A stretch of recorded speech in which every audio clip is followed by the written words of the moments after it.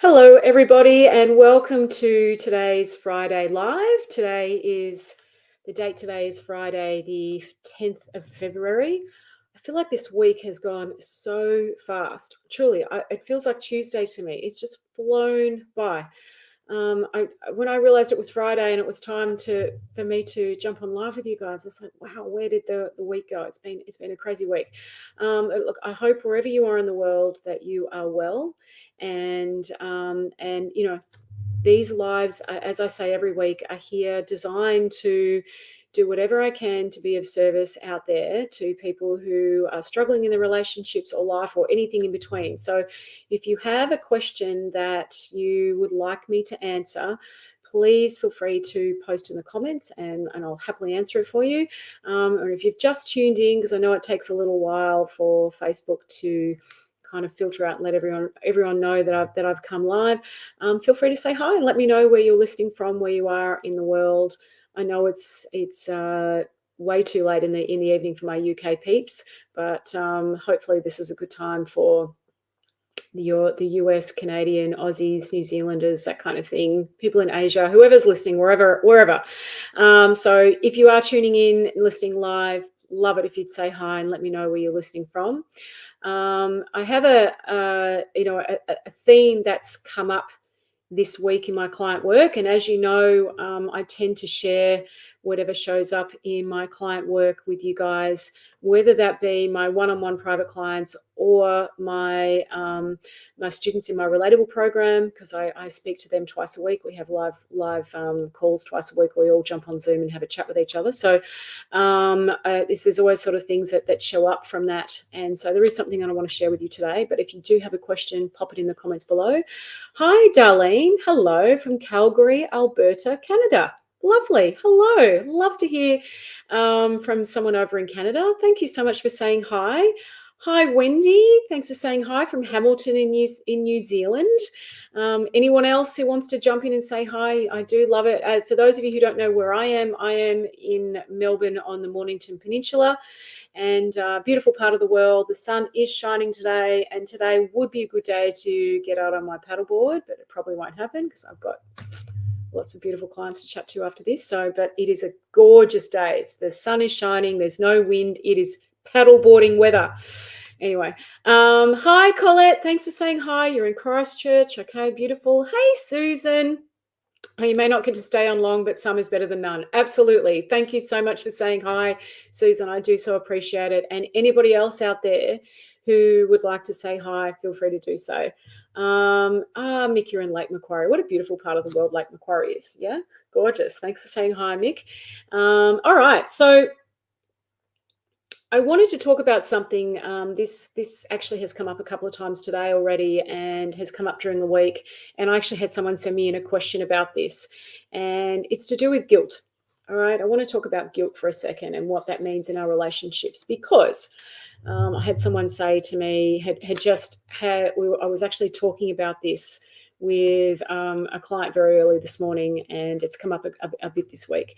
And people are sort of saying, how do I deal with guilt in my relationships? So, guilt can show up in any number of ways. And I think it's got a lot to do with the fact that we get very confused with the difference between guilt and love. All right. We get very, very confused. We mistake the two for being the same thing, and they are vastly, vastly different things. Guilt is something that generally comes from fear. It generally comes from worry. It generally comes from you taking on board someone else's emotions. All right, someone else's response to something. You take it on board and make it your own. So I would call that merging lanes with someone. All right. So people feel guilty when, for example, maybe they are holding to a boundary, and it could be, I'm just going to use a really neutral one. I remember this a few years ago. I had my second eldest son was incredibly vague and forgetful and would always forget his PE uniform, which is his sports uniform. Sorry for those of you overseas. PE stands for physical education, which is a class we do here. He would forget his sports uniform, and then if you don't have your sports uniform, you can't do sport, or you go to detention. And I would kind of rush it down to him at school, and he'd forget it all the time. And finally, I remember one particular day he messaged me and said, "Mum, I forgot my uniform," and I just went, "Oh well, buddy. can't bring it down to you today. But I'm going to get detention. And I went, oh, well, maybe that will help you remember it. And I had a couple of feelings of guilt. Oh, he's going to be in detention. Oh, and I realized what they were. And I went, that's not mine. That's not mine. That does not belong to me. Okay. I am not responsible for him forgetting his PE uniform. And if I don't drive it down to him, that's not on me. Okay. It's on him to remember his PE uniform. And I remember having that clarity of mind so that I could stay in my own lane. And I remember that day my son came home from school and he said, oh, I had the worst detention today, Mum. If you brought my uniform, and I said, no. And I was able to get really clear. I didn't go into justification and defending of myself. See, this is the other problem with guilt. People justify and defend. And all that does is feed the other person's perspective, viewpoint. Staying in your own lane means you're not taking on board someone else's stuff and you're not justifying yourself. I just said, oh, well, next time you'll remember your PE uniform, won't you? Okay. And there was just this really clear moment. And guess what? He never forgot it again. Right? So instead of me rescuing, which doesn't help, instead of me taking on, I'm a bearable mother, I'm a this, I was like, no. He has to learn to remember his PE uniform. He has to learn to remember his stuff. He has to learn to take responsibility for himself. And I'm not helping him by carrying his mental load and rescuing. And these are some of the problematic things that happen with guilt. It becomes harder for you to maintain a boundary. Lines get crossed. And then people buy into this false narrative, but that means I don't care. It's like, I care very much. But what I care about is my son becoming an independent person. What I care about is my son taking ownership over his stuff. What I care about is my son taking care of himself, right? That's what I care about. In that moment when you're getting caught up in guilt, you're forgetting all of that stuff. People who carry guilt think that they're forgetting that the other person is very capable, that people need to work things out for themselves, and that's actually how you empower people. When you're coming from guilt and you operate from that place, you take away someone's opportunity to learn things, figure things out, have experience consequences, and then decide how they're going to handle them. So you take away the opportunity for that person to feel empowered and for you to feel empowered. Okay. I was talking about this during the week with someone who was saying, my partner, and this happens a lot, right? My partner will get upset about something and then crack it, and then they'll kind of separate themselves from the family. I was chatting about this with someone earlier this week. They'll separate themselves from the family. And, this can go on for hours. And I relate to that because I used to do things like that. Prior to having the understanding I now work from, this would happen. I'd get caught up on my high horse. I'd get stuck on it, and I would sit up there for hours and hours and hours, and I couldn't come down. So what would that mean? I'd lock myself in the bedroom. I wouldn't talk to anyone. I mean, I know it doesn't sound great, does it? But this is what I would do. I'd get so stuck. And this person was saying to me, then the whole day gets ruined because, we're either going to go out for lunch or we're going to go to the park and we're going to do other things, and I don't know what to do. And I just said, well, what you do is you say, hey, we're going to the park. Do you want to join us? And if they choose not to, that's on them. And then they said, but I feel guilty. And I said, hang on a minute. Whose stuff is that? Right? See, guilt muddies the waters. Guilt muddies the waters. I said, if you feel guilty, that's on you. Okay, that's your stuff, because they've chosen, and again, this is no judgment, right? It's just understanding what you are choosing. They've chosen to separate themselves. They've chosen to sit in there, and you can pop your head in from time to time and say, hey, you ready to join us? And if they say no, that's on them. And you can also let them know, hey, we're going to the park in 20 minutes. If you want to come, you can come. But what they choose to do with that is on them. That's not being heartless or cruel or mean. You're actually giving that person, that's holding space. And you're giving that person the ability to work things out for themselves and to make their own choices. When you come from guilt, all of a sudden the lines get blurred. You start carrying things that don't belong to you, right? You start justifying yourself. You start explaining yourself, and that just fuels the other person's position. So guilt really muddies the water. Do not make decisions from guilt. It's an exaggerated emotion that you can't trust. And it doesn't take you anywhere healthy. All right? And it is absolutely not love. Guilt is fear. Guilt comes from worry. Guilt comes from fear of losing love. Okay? It doesn't, and it actually comes from a place where you see the other person as less than. Oh, I better do it because, I better fix it because, oh, I better this. It's like, no, no, no. People are far more capable than we give them credit for. And when you give people space, they generally get the thinking they need and they work things out for themselves. You don't need to rush in and fix it. And all you got to do is, as I said to this person, it's not that you're just going to walk away and not say anything. You're just going to say, hey, we're doing this. If you want to come, you can come. If you don't want to come, that's okay. But we're going to get on with our day. It's up to you if you want to join us or not. Right? See how you can do that from a really calm, clear place. You're giving that person the option, but you're also allowing them to see this is their choice. That's what allows them to sit with their choice and take ownership over it and feel empowered if they want to choose something else. So guilt is one of those things that gets in the way. And guilt, I really want to make this clear, guilt is not love. See, love is seeing that the other person's a bit stuck, knowing that they'll come out of it, letting them have their own space, and just getting on with your day. That is love, believe it or not. See, we confuse the two because we think guilt, is generally when people feel guilty, they overfunction, right? Now, when you overfunction, the other person will underfunction. So overfunctioning is me rushing my PE uniform down to my son every time he forgot. And then he's underfunctioning because he doesn't need to remember because I'm there to rescue him. See that? Or someone who gets upset and removes themselves from the family for a few hours or a day or whatever. And then you rushing in, are you okay? Can I get, no, just leave them be. Leave them be. That's not uncaring. It's not unkind. Just give them the space to work things out for themselves. And then you just pick up where you left off. It doesn't have to be this big thing, right?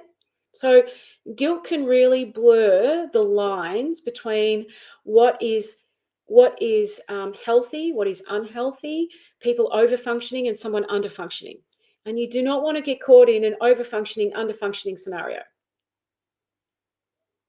Because you will end up, if you're the person overfunctioning, you'll get resentful, you'll get exhausted, and the other person then doesn't really become empowered enough to take ownership over their stuff. And remember, especially in our relationships, that's what you want. You want empowered people, not too disempowered people. So, I did a live on this, I can't remember now, I think it was last year, about staying in your own lane. That's what staying in your own lane looks like. If you are experiencing guilt, you are not staying in your own lane. You've merged lanes, right? You're now taking on something that doesn't belong to you. It's super important when you realize what is yours and what is somebody else's. It's amazingly freeing, okay? I hope that helps, and I hope for the person who sent me through the question today, what do I do with all the guilt I feel? And there was a couple of other scenarios which I won't go into because they asked me not to mention them. But I thought, that's a great situation. Let's just talk about guilt in general, because guilt, that's a big one, right? It's a big one, and it muddies the waters massively. We misunderstand what guilt is telling us, okay? Guilt is not telling you that you need to go in and rescue someone. Generally, right? Guilt, like I say, is coming from fear, from worry, from you not wanting someone to be upset with you, right? Fear and worry. You not wanting someone else to be upset. See how it gets in the way. All right. Like I said, people are incredibly capable, way more capable than we give them credit for. All right. Truly. And people have this capacity to come out of these things with more ease when there's space being held rather than someone rushing in and trying to fix it.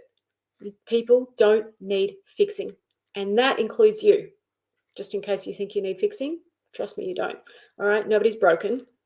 I know it can certainly feel that way sometimes. I get that. And I've had that feeling of brokenness myself, thinking I was completely broken. I had that experience many years ago when I left a very toxic relationship many years ago. But, the good thing about that is it's why I now do what I do, right? So I know that feeling, but I promise you're not broken, and neither is anybody else. Nobody needs fixing. Nobody needs rescuing. All right. What we've got to get better at is holding space. And guilt can really get in the way of that. All right. It can really detract from what really needs to happen here. And when you've got guilt, you get caught up in that drama cycle, which I've talked about as well, right? Guilt ends up causing you to be the rescuer, causing someone else to be a victim, and then it all goes downhill from there, okay? Now, I just want to check in. Is this making sense? And is this helpful to you? And is there anybody else who's just joined in and wants to say hi? Please let me know. I'd love to know where people are listening from in the world today on Friday, the 10th of February. So I'm just going to give you guys a second to let me know if that's making sense, if that's helpful, just to give me a little bit of feedback. Just checking on my puppy who's asleep at my feet.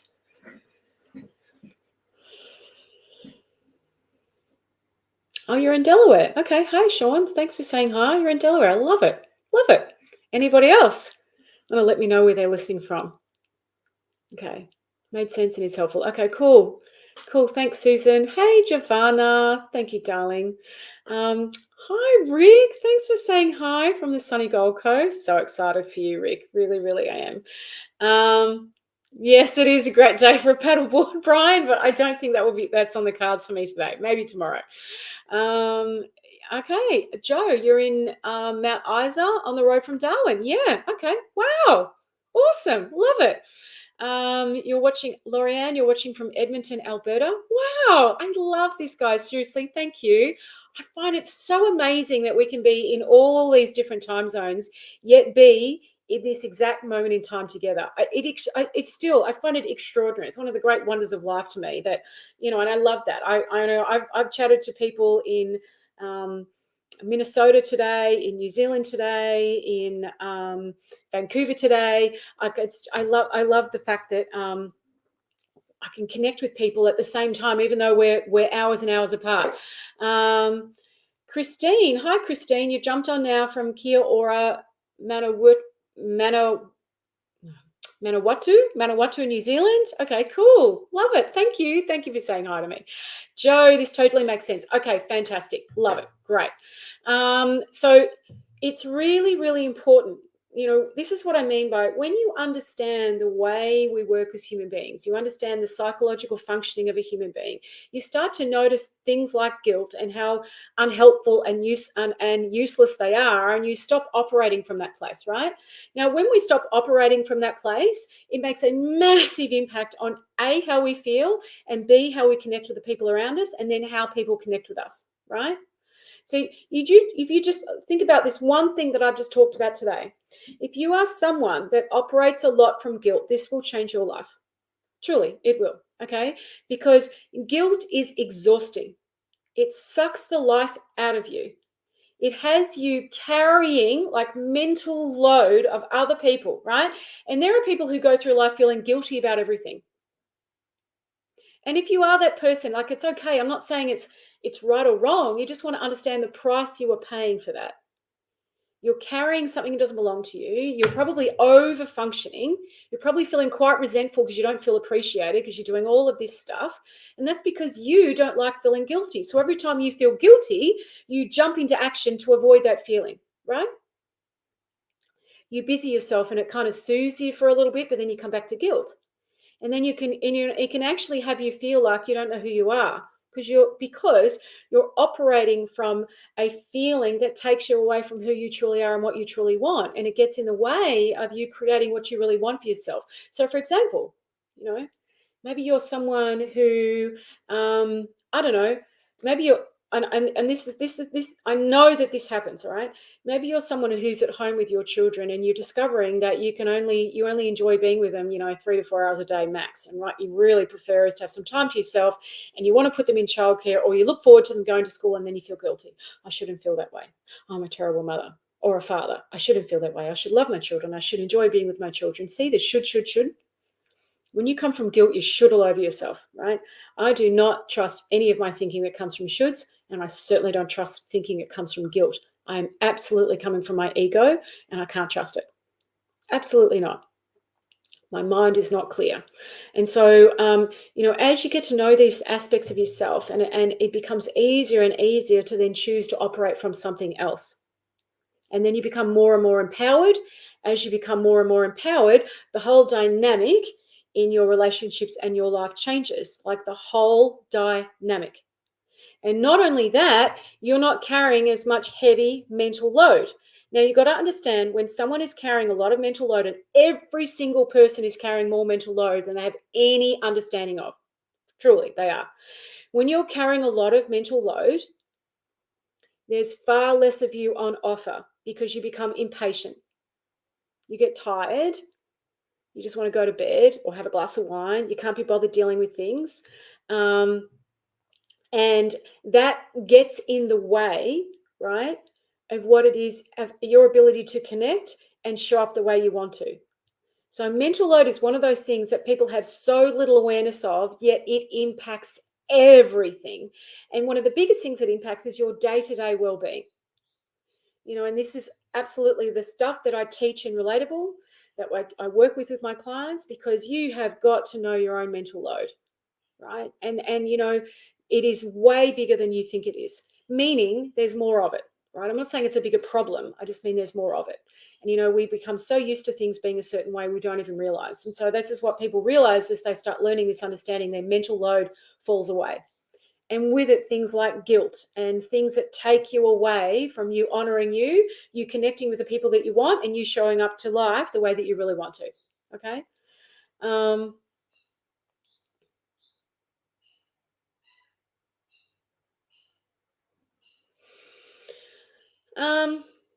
Look, Mick, I guess I'm reading your question here, Mick, and thanks for your comment, Sean. Really appreciate it that you appreciate these sessions. I'm glad that they're being helpful. How do you deal with being spoken to, accused of being nasty, untrustworthy, judgmental? Look, I think this is the whole thing about knowing you, right? When you know you, meaning I know that I'm neutral, I know that I haven't got anything on this, I know that I'm showing up the best way I can, then you just realize it's somebody else's stuff, right? Somebody else's projection, and you just don't take it on board. Becomes very, very clear. But it's hard for you to see stuff like that when you don't know you. And this is the thing a lot of people don't know. They don't know where they are at. They're not so comfortable in their own skin. They're taking ownership over things that don't belong to them. They're not navigating their thinking all that well, right? And so this is where things become muddy. I'm really clear about where I am and how I'm showing up. And it doesn't mean I'm showing up perfectly and brilliantly all the time. And if I'm not, then I'll take ownership over that. But if I'm showing up the best way I can and someone is projecting on me, that's their stuff. It's got nothing to do with me. It's not mine, doesn't belong to me. That's on them. I'm not going to fix it. I'm not going to take it on board. I'm not going to do anything with it.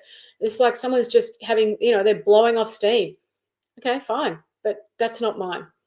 So if I had someone who was blowing a lot of steam at me, right, and we've all had that happen, and they're not listening to anything that I have to say, well, I'm just going to leave it. Like, there's no point in having the conversation. Nothing good's going to come from it. Nothing gets achieved. Nothing will change. So it's just, you just leave it and go, I'll just, I'll come back to that if and when I feel like it. Okay. Truly, guys, I know it's hard to understand, but relationships are actually super, super, super simple.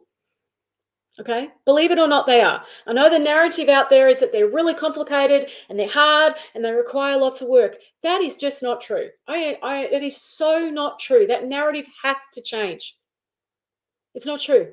It takes people down places that just overcomplicate everything, and have people not come from a really healthy frame of mind. Relationships are super simple. They really are. When you understand how we work as human beings, you see the simplicity in them everywhere. Hey, Andrew, thanks for jumping on. I'm starting to know myself better more and more every day. I know you are, Andrew, and I love how that's showing up for you. I really am. I love it. I love the messages that you send me, telling me where you're at. I really appreciate it, Andrew, because I know you are, and it's incredible the difference that you are making in your family, Andrew. It's super, super cool. Okay, everybody. Now, one thing I do want to say, I mentioned on last week's live that my program Relatable was going up in price quite significantly. And it was meant to have gone up by today, but I've had massive technical issues. It has the pros. So it's started, meaning I've sent out emails to people in my community. I've let people know that of this Sunday night, which is Australian Eastern Daylight Savings Time, which we set kind of mid-morning for you guys in the States and Canada. The program is going up by considerably, and the reason is I've kept the price as low as I can for a long time, but the cost of having it online, the cost of software, the cost of everything is just rising exorbitantly, and I just can't keep it at the price it's at. So it's really important. I want you to know, if you've been sitting on the fence, now is the time to enroll and give it a go, because it will never be the price it's at ever again. And it is going up considerably, not by a lot, but by quite a significant amount. Okay. So I really just want to put it out there. I'm not making this up. This is not one of those, this is not a sales gimmick. It is going up in price, and it will never be at the price it's at right now. I'm going to put the link in the comments here, but if you want to join, now is the time. If you have a question about it, if there's something you're not sure about, send me an email or post it in the comments. But if you've been sitting on the fence, you've been thinking about it, it is going up, and it will have gone up by midnight on Sunday. All right. Thanks, Carly. Appreciate your support, honey. So I'm going to put the link on here, and just to let you know that it absolutely is. If this is something you want to do, now is the time. You've got 2 weeks to try it out. If you don't like it, you can get a full refund. If you find that within 15 days you don't like it, that gives you a chance to do a couple of the modules, which are the foundations of the whole thing that I teach, to join a couple of live chats, to join the community, the Facebook community, and check it out. Right?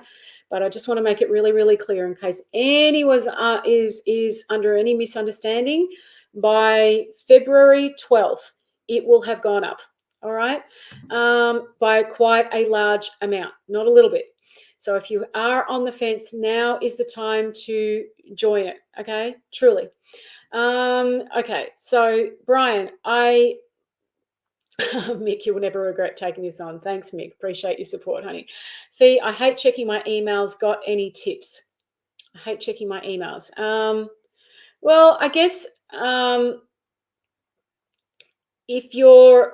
if you hate checking your emails, then just do it once or twice a day, Brian. Do you know what I mean? Don't do it every 5 minutes. Just do it once or twice a day, but don't leave it too long, because you're going to get very overwhelmed. I know you run a business, so you do need to check your emails, unless you've got an assistant that can filter emails for you and say, okay, Brian, these are the most important ones. These are ones that I want you to check. Okay. My assistant filters emails for me. And will just send me emails that I need to see, and then she'll handle the rest. So, if that's something that you find difficult or overwhelming, is there someone where you can say, can you filter these for me? Someone who can answer some of the more pressing things, and just say, okay, here's the ones that you need to look at now, and you just know that you look at them once a day or twice a day. All right. We are very much too caught up in notifications on everything. I turn notifications on things off, so that I have a little bit more choice and power over when I actually deal with the things that I need to deal with. So emails or instant messaging from my clients, which I'll go and check that a couple of times a day and message them back. But if I've got notifications going on everything, then it can really interfere with where you are, and you've got to be able to put that noise away and be really quite clear with your time and what your priority is. And if you're struggling to do that, then have someone, and I think you do have someone doing your invoicing and stuff for you, I believe, Brian. Get someone to help you with that. Have that part of their job description, that they will come in and check some of those things for you, and then just move the really pressing stuff that you need to deal with to your inbox, for example, and put everything else in a separate inbox, and then just move the stuff that's present into your inbox.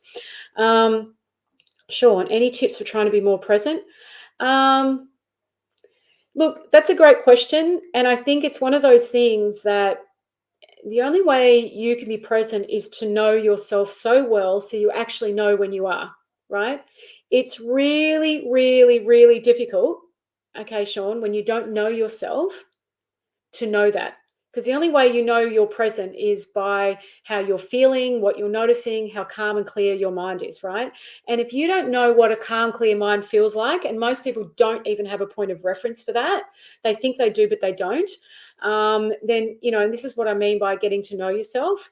I teach all of this in Relatable, Sean, truly I do, and you'll get a much better idea of what I mean through that. But being present for me is, my mind is clear. I'm not going round and round in my head. I'm deeply listening, and I'm not thinking about what's going on for me. I'm present to where the other person is at. Now, these sound like simple things, and they are, but you have to know yourself to know whether you are there. A lot of people, for example, think they're listening when they are absolutely not. A lot of people think they are present when they're absolutely not. And so you've got to develop that point of reference. Now, the point of reference is always the feeling you're in, because it always tells you. It never takes you astray when you understand what feelings are telling you and what they mean, right? Again, I teach all of this. So if you really want to know this stuff, I teach this really at a far deeper and more practical and insightful level in Relatable, and these are the things that we talk about. Okay, everyone, I'm at the 30-minute mark, and I've got to finish up today because I've got clients waiting for me. But I hope that's been helpful. And again, just a reminder, if you're sitting on the fence about doing Relatable, this is the time to join, because the price is going up by Sunday by quite a large amount of money. It's basically doubling. All right. So if you're thinking of jumping on, now is the time. If you've got any questions about it, feel free to send me an email, and I'll answer them for you. Otherwise, I will see you guys next Friday. If you have a question, send it to hello@fionalukeis.com.au and say Friday Live Q&A in the subject line, and we'll take care of it for you next Friday. All right, everybody. Thanks so much for being here, and lots of love to you all. Have a great weekend, and I will see you all next Friday. Okay, take care now. Ciao.